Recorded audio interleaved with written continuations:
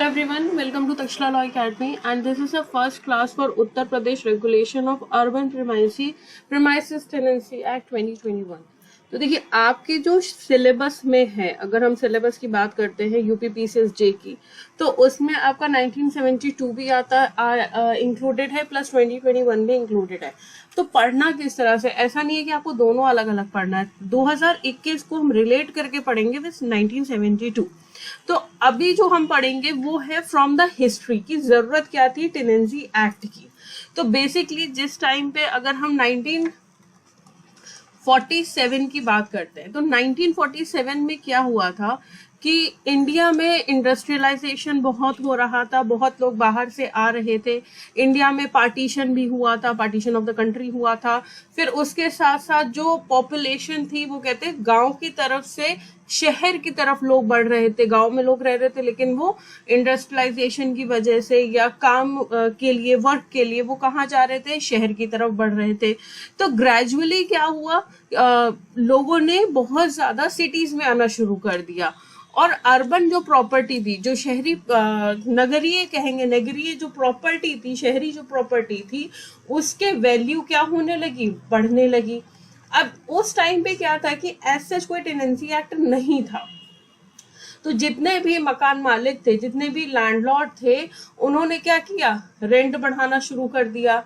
जो लोग वहां पे उनके घर में रहते थे, टेनेंट थे, किराएदार थे, उनको एक्सप्लॉइट करना शुरू कर दिया ताकि वो उन्हें अपना पर्सनल गेन हो सके। तो इन सब वजह से सबसे पहला जो आपका टेनेंसी एक्ट आता है that was UP temporary control of Rent and Eviction Act 1947। तो इन सब परेशानियों से दूर करने के लिए ये एक्ट आता है। अब इस एक्ट के साइलेंट फीचर्स पढ़ना जरूरी नहीं है, बस देखिए एक ओवरऑल बता देते कि साइलेंट फीचर्स था क्या। तो बेसिकली जितने भी लैंडलॉर्ड थे, टेनेंट थे, उनको इन्फॉर्म करना होता था। लैंडलॉर्ड प्लस टेनेंट को अगर कोई किसी भी तरह का रेंट है या कुछ भी है, वो सब चीजें ये किसको बताते थे, डिस्ट्रिक्ट मजिस्ट्रेट को बताते थे।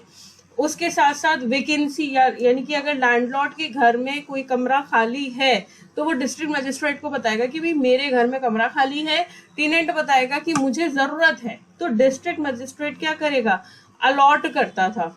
ठीक है, तो यहाँ पे लैंडलॉर्ड नहीं देता था टेनेंट को मकान, यहाँ डिस्ट्रिक्ट मजिस्ट्रेट ही जैसी वैकेंसी आती थी, घर खाली है, कमरा खाली है, तो उनके पास एप्लीकेशंस रहती थी तो वो अलॉट कर देते थे।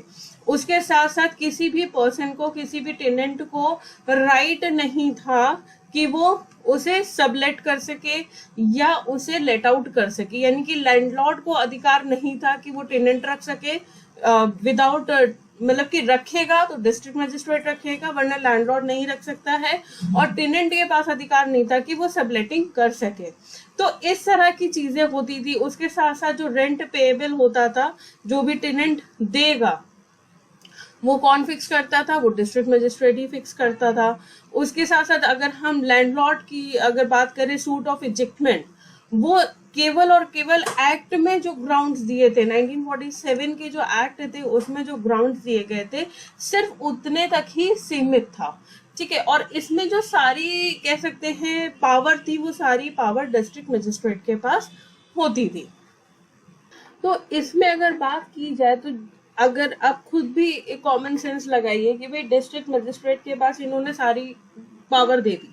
लैंडलॉर्ड डायरेक्टली किसी किराएदार को नहीं रख सकता, कोई भी मकान मालिक नहीं रख सकता है। वो पहले वैकेंसी देगा डिस्ट्रिक्ट मजिस्ट्रेट के पास, फिर डिस्ट्रिक्ट मजिस्ट्रेट एप्लीकेशन उसके पास आएंगी टेनेंट की कि भाई किराएदार की कि मुझे कमरे की या घर की जरूरत है, फिर वो अलॉट करते हैं। It is a long process.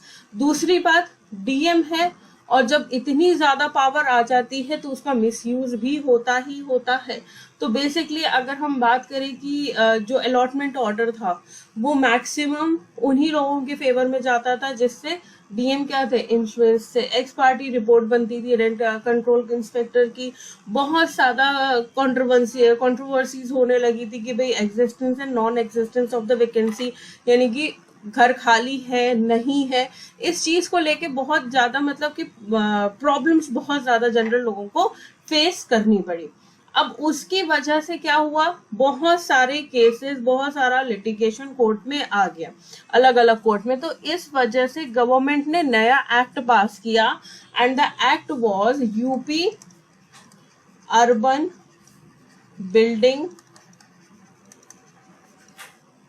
Buildings regulation of letting rent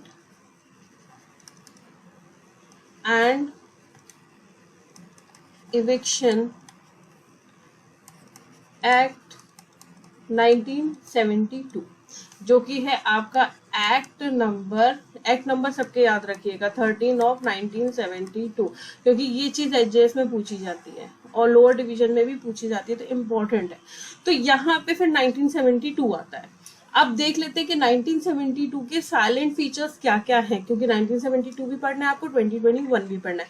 तो सबसे पहले हम लोग 1972 के साइलेंट फीचर्स देख लेते हैं। इस एक्ट का जो सबसे पहला साइलेंट फीचर था दैट वाज सेक्शन 16। सेक्शन 16 में बेसिकली अभी तक हमने क्या देखा था 1947 के एक्ट में कि डिस्ट्रिक्ट मजिस्ट्रेट के पास सारी पावर थी। तो सेम टू सेम यहाँ पे डिस्ट्रिक्ट मजिस्ट्रेट को ही सारी पावर दी गई है, ठीक है।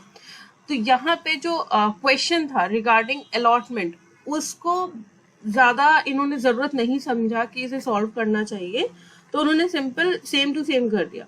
नेक्स्ट अगर बात करते हैं सेकंड साइलेंट फीचर की, दैट वाज कि landlord was allowed to file a civil suit for ejectment of his tenant only on 7 specified grounds. उसमें ग्राउंड्स कम थे, लेकिन इसमें क्या हुआ 7 स्पेसिफाइड ग्राउंड्स हो गए कि भाई 7 ग्राउंड्स है, इसके अंतर्गत अगर कोई भी किराएदार कोई भी गलत करता है तो मकान मालिक इजेक्टमेंट के लिए सूट ला सकता है।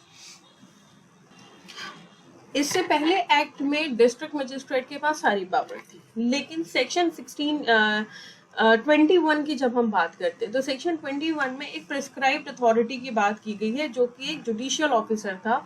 उसके पास पावर होती थी कि वो इवेक्ट करेगा टेनेंट को किसी भी बिल्डिंग से, या कोई पार्ट ऑफ द बिल्डिंग है वहां से वो उसे निकालने की पावर किसके पास थी, जुडिशियल ऑफिसर के पास थी।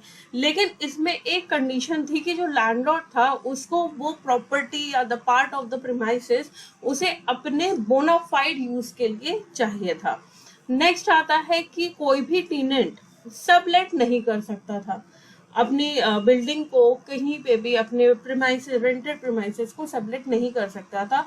अगर करना है तो सबसे पहली बात क्या है, लैंडलॉर्ड से परमिशन लेनी पड़ेगी। नेक्स्ट बेसिकली ड्यूटी की बात की गई है लैंडलॉर्ड की, कि हर एक लैंडलॉर्ड को जो उसकी बिल्डिंग है, जो उसका प्रीमाइसेस है, जहां पे टेनेंट रहेगा वो विंड प्रूफ होना चाहिए, वाटर प्रूफ होना चाहिए। उसके साथ साथ जो भी चीजें आपने कॉन्ट्रैक्ट में बताई हैं वो सारी होनी चाहिए। पीरियोडिकली वाइट वॉश और रिपेयरिंग भी होनी चाहिए। 1972 के एक्ट में टेनेंट की राइट की भी बात की गई है कि टेनेंट के पास राइट होता है for water connection, electricity connection, sanitary fitting. तो वो जितनी भी बिल्डिंग में है तो वो सारा कॉस्ट है, ठीक है। उसके बाद एक जो 7th आपका स्पेशल फीचर है वो ये है कि टेनेंट स्पेशल कंडीशंस में या सर्टेन केसेस में, सर्टेन सर्कमस्टेंसेस में जो रेंट है वो कोर्ट ऑफ मुंसिफ के पास सबमिट कर सकता है।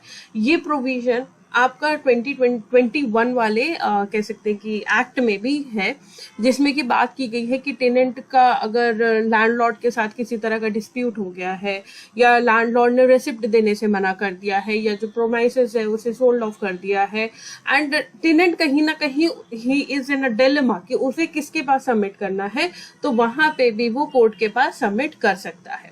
नेक्स्ट आता है कि every building constructed on after 26th April 1985 was exempted from the provision of this act for the period of 40 years। यानी कि जो भी कंस्ट्रक्शन जैसे बिल्डिंग बनी है वो 26 अप्रैल 1985 से पहले उसी टाइम बनी है, 26 अप्रैल 1985 के आसपास बनी है या उसके बाद बनी है, तो उसके ऊपर ये एक्ट अप्लाई नहीं करेगा। कब तक नहीं करेगा? तो 40 ईयर्स तक ये एक्ट अप्लाई नहीं करेगा। नेक्स्ट ये बोला गया है, 9th स्पेशल फीचर अगर हम बात करें तो ये था कि जो बिल्डिंग है जिसका मंथली रेंट कितना है, 2000 रुपए से ज्यादा है, उसको भी एग्जेम्प्ट किया गया था from the purview of this particular act. अब ये जो आपका 1972 का एक्ट था, ये लगभग आपके 40 डेकेड्स यानी कि 40 साल तक, 4 डेकेड्स यानी कि 40 साल तक वो कारगर रहा है। बट 40 ईयर्स तक इनएक्टिव रहने के बाद भी किसी भी तरह के, देखिए लिटिगेशन आए, पेंडिंग लिटिगेशन बहुत सारे हैं, लेकिन रिलीफ नहीं मिला है। तो ये चीज बहुत ही कह सकते हैं कि जुडिशरी के लिए बड़ी ही शर्मनाक है कि भाई 40 ईयर्स तक कोई एक्ट है, उसके अंतर्गत लिटिगेशन भी आ रहे हैं, लेकिन आप उसको रिलीफ नहीं दे रहे हो, उसमें जजमेंट पास नहीं कर पा रहे हो। तो सुप्रीम कोर्ट ने 2011 में कुछ गाइडलाइंस दी। अब यहाँ पे हम क्या बात कर रहे हैं? इवोल्यूशन की बात कर रहे हैं कि किस तरह से 1972 से 2021 का एक्ट आता है, ठीक है। तो यहाँ पे क्या हुआ, 40 इयर्स तक आपका यही एक्ट चल रहा है, लेकिन किसी भी तरह का कोई भी रिलीफ नहीं दिया गया है। तो सुप्रीम कोर्ट 2011 में कुछ गाइडलाइंस पास करती है, जिसमें कि जो रिलेशनशिप है between the landlord and the tenant, उसकी बात की गई है। और वहां पे फिर सेंट्रल गवर्नमेंट को बोला गया कि भाई आप एक क्या करिए, मॉडल टेनेंसी एक्ट बनाइए। सेंट्रल गवर्नमेंट से बोला गया कि आप एक प्रिपेयर करिए मॉडल टेनेंसी एक्ट 2020। तो इन्होंने एक प्रिपेयर किया, ड्राफ्ट किया, सर्कुलेट किया सब जगह। अब ये जो ड्राफ्ट था ये रिफर किया गया by the state government to the state law commission, जिसके हेड थे जस्टिस A.N. मित्तल। ये सारे नोट्स हम आपको दे देंगे। Justice A.N. मित्तल आपके हेड रहे हैं, और यहाँ पे इनके अंतर्गत इन्होंने फिर इनकी लीडरशिप के अंतर्गत आपका UP regulation of urban premises tenancy ordinance number 2 of 2021 ये प्रिपेयर होता है, जिसको एनफोर्स किया गया आपका 11 जनवरी 2021 में।